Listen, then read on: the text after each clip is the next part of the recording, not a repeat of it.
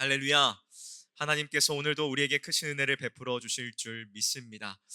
이 시간이 참 말씀을 전하기가 굉장히 힘든 시간입니다. 네, 이제 식사도 많이 배부르게 하셨고 이제 배가 부르니까는 이제 점점 눈이 감겨져 오는 시간이지요.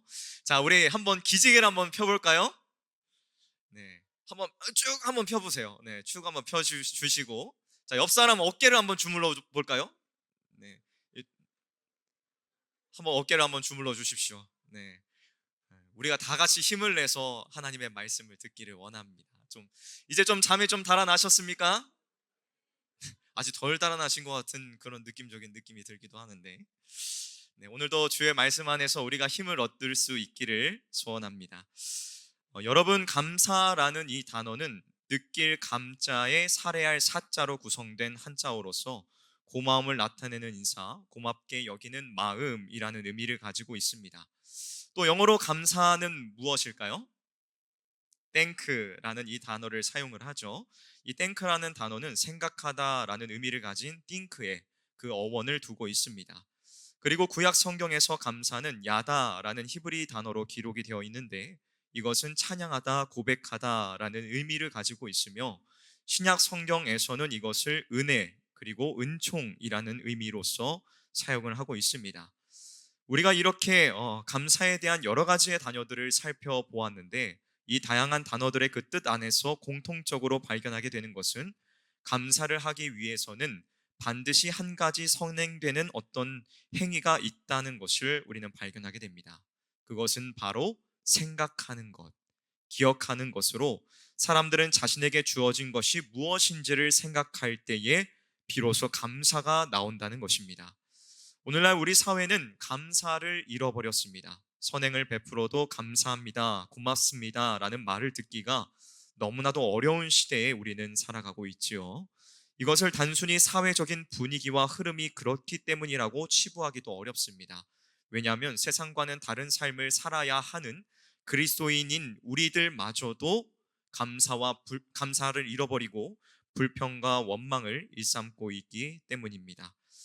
그리스도인이라고 해서 세상 사람들과 별반 다르지 않습니다. 그리스도인들이 오히려 더 감사할 줄 모르고 감사에 인색한 삶을 살아가고 있습니다. 여러분들은 어떻습니까? 감사하면서 살아가고 계시나요? 아니면 불평과 원망의 말들을 쉼없이 쏟아내고 계시는가요? 오늘 본문은 고린도 교회에 보내는 사도 바울의 편지의 서문으로서, 바울은 이 교회에 대한 감사로 편지를 시작하고 있습니다. 그러나 사실 고린도 교회가 처한 당시의 상황을 살펴보면 바울에게서 감사가 나오기가 정말 어려웠겠구나라는 사실을 우리가 또한 발견하게 됩니다. 왜냐하면 바울이 편지를 써서 보내는 이 당시의 고린도 교회는 여러 가지의 문제들이 있었기 때문입니다. 먼저 이 교회는 분쟁이 있어서 공동체가 분열될 위기에 처해 있었습니다. 성도들의 모임 안에서 누구는 바울파, 누구는 아볼로파, 누구는 게바파, 누구는 그리스도파라고 주장하는 등 교회가 하나가 되기 위하여 기도하신 주님의 뜻에 반하는 일들이 버젓이 일어나고 있었습니다. 게다가 고린도 교회 안에는 근친상간과 성적인 쾌락을 추구하는 심각한 음행의 문제들도 산재해 있었으며, 성도들 간의 분쟁으로 인하여서 세상 법정에 소송하는 일까지 일어나게 되었습니다. 여러분, 고린도 교회는 바울이 2차 전도 여행 중에 세운 곳으로 바울에게 있어서 자신의 목숨과도 같은 너무나도 소중한 교회였습니다.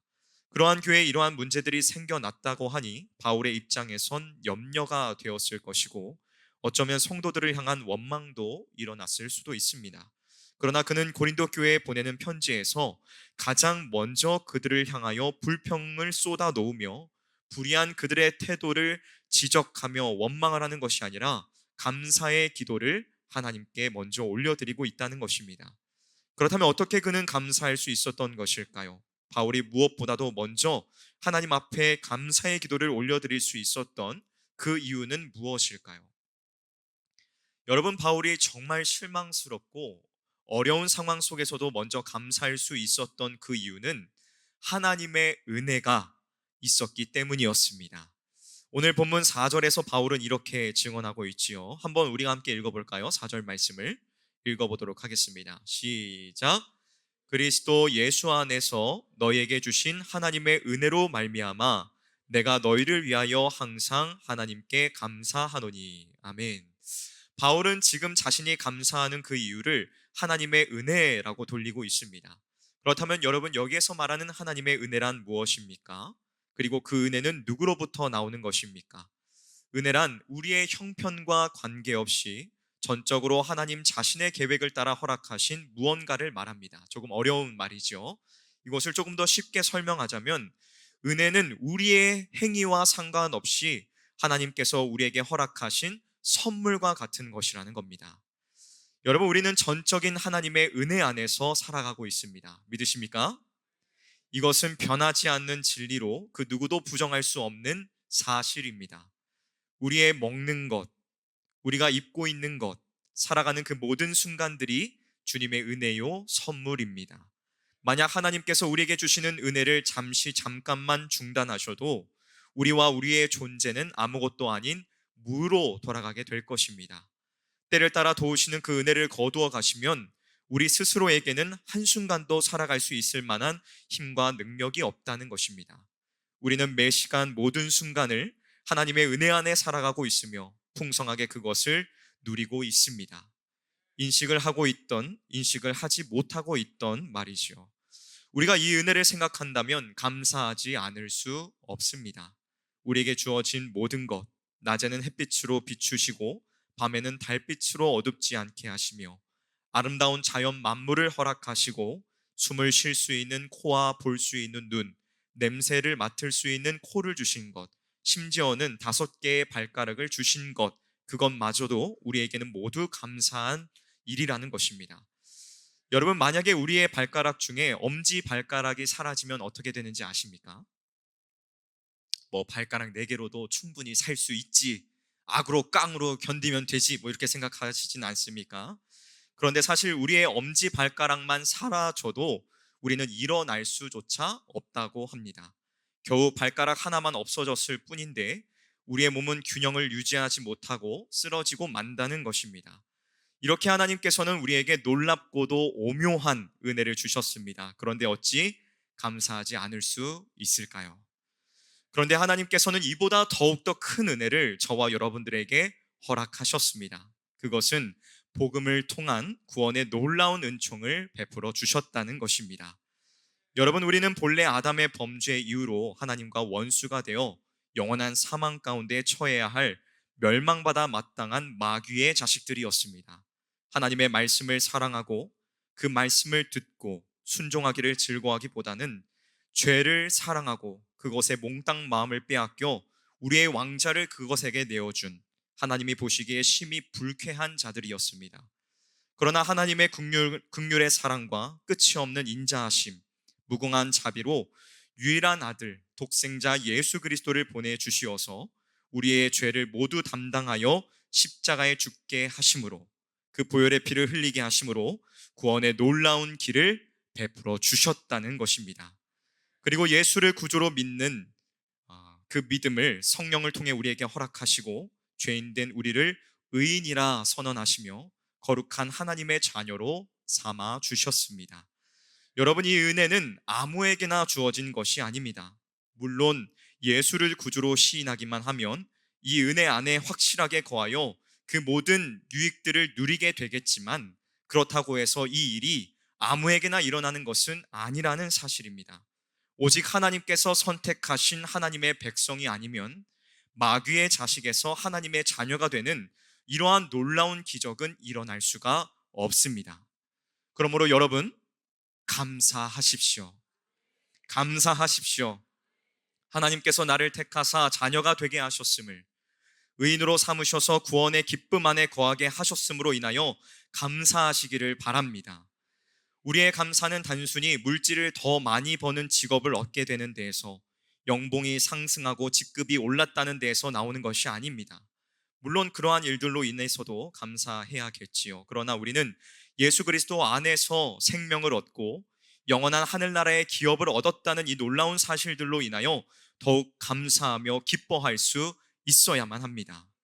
주 안에서 사랑하는 성실의 성도 여러분, 이 자리에 나와 예배드릴 수 있음에 감사하십시오. 하나님을 아바 아버지라 부르며 찬양하며 경배할 수 있다는 이 놀라운 사실로 인하여 감사하시기를 바랍니다. 하나님의 말씀을 들을 수 있음에 감사하십시오. 구원의 놀라운 기쁨을 누리고 있음에 더욱 감사하십시오. 하나님의 자녀로서 성도라는 새로운 이름을 부여받아 세상과 구별된 삶을 살아갈 수 있음에 감사하십시오. 복음의 이 놀라운 기쁨 안에 거하여 날마다 감사의 고백들이 넘쳐나는 저와 여러분들이 되시기를 주님의 이름으로 간절히 소망합니다. 말씀을 마무리하도록 하겠습니다. 벌써 말씀을 마무리한다니까 이것마저도 감사하게 느껴지시죠? 네. 여러분, 우리가 세상 가운데 살아가면서 감사하는 삶을 살아가지 못하는 데에는 몇 가지의 이유가 있습니다. 먼저 첫 번째는 마귀에게 속아 세상의 것을 너무나 많이 추구하기 때문입니다. 사람의 욕심은 끝이 없습니다. 사람은 육신의 만족을 위하여 더욱더 많은 것을 목적으로 하며 더욱더 많은 것을 가지기 위하여 끊임없이 갈망합니다. 폴 스티븐스라는 분은 사람은 하나님이 아닌 하나님이 만드신 것을 열망할 때에 탐욕, 탐심이 발생한다고 하였습니다. 그리고 그 탐욕과 탐심은 결국 하나님께 감사하려는 우리의 마음을 갉아먹어 버린다라고 말하고 있죠. 그러므로 우리는 하나님의 은혜를 생각하고 기억해야만 합니다. 오늘 우리에게 주어지지 않는 것들만을 바라보면서 불평과 원망하는 것이 아니라 하나님께서 이미 우리의 삶 가운데 풍성하게 베풀어 주신 그 많은 것들을 바라보면서 살아갈 때에 우리는 하나님께 감사하며 하나님 안에서 기쁨을 누릴 수 있습니다. 다음 두 번째로 상황과 환경에 치우치기 때문에 우리는 감사하지 못하는 것입니다. 흔히 우리는 감사하지 못하는 것을 상황과 환경 때문이라고 생각을 합니다. 하지만 그것은 옳지 못합니다. 기쁨의 서신이라고 불리우는 빌립보서를 사도 바울은 감옥에 갇힌 중에 기록하였으며 바울과 실라는 에베소에서 억울한 일로 감옥에 갇혀 있던 중 찬양하며 감사했을 때에 감옥의 문이 열려 간수와 그의 가족을 구원으로 인도하는 놀라운 일들을 경험하게 되었습니다. 그리스도인들에게 있어서 감사는 상황과 환경에 영향을 받지 않습니다. 오히려 그리스도인들은 상황과 환경을 초월하여 감사할 수 있어야만 합니다. 여러분, 하나님께서 전능하심을 믿으십니까? 하나님께 능치 못한 일이 없다는 사실을 믿으십니까? 그렇다면 감사하십시오. 어려운 상황 중에서도 감사하면 하나님께서 우리를 그곳 가운데서 건져내 주실 것입니다. 상황과 환경을 뛰어넘어 감사해 보십시오. 그러면 하나님의 역사와 일하심을 경험하게 될 것입니다. 마지막 세 번째로 우리는 은혜의 가치를 알지 못하기 때문에 감사하지 못하는 것입니다. 사람들이 가지고 있는 이상한 심리 중에 하나는 무료로 주는 것에 낮은 가치를 매기려고 한다는 것입니다. 물론 세상에서 주는 무료 용품 중에는 가치가 적은 것들이 대부분이긴 합니다. 그러나 여러분, 하나님께서 주시는 은혜, 구원의 은혜의 가치는 결코 작은 것이 아닙니다. 그것은 독생자 예수 그리스도의 핏값으로 주어진 것이며 이 세상의 그 무엇과도 바꾸지 못할 만한 그러한 놀라운 가치를 가진 것입니다. 그러므로 여러분, 구원의 은혜와 가치를 기억하며 감사하시기를 축복합니다. 여러분, 우리의 감사는 외부적인 조건과 환경에 달린 것이 아닙니다. 오늘 이 추수감사주일 은혜로 허락하신 모든 것에 감사하며 하나님께 영광과 찬양 올려드리는 우리 모두가 되기를 원합니다. 우리 옆에 계시는 분들과 함께 인사해 보도록 할까요? 감사합니다. 내 옆에 앉아주시니 감사합니다. 우리가 함께 신앙생활 할 수 있음에 감사합니다. 오늘 새벽에도 말씀을 드렸는데 우리가 이렇게 교회 공동체 안에서 서로 감사할 때에 우리의 믿음과 신앙은 함께 자라가는 줄로 믿습니다. 우리가 이제는 입술의 그 범죄를 끊어버려야 합니다. 불평과 원망을 쏟아내는 것이 아니라 감사의 사랑의 고백들이 언제나 우리의 입술 가운데에서 가득히 넘쳐나기를 주님의 이름으로 간절히 축복합니다. 기도하겠습니다.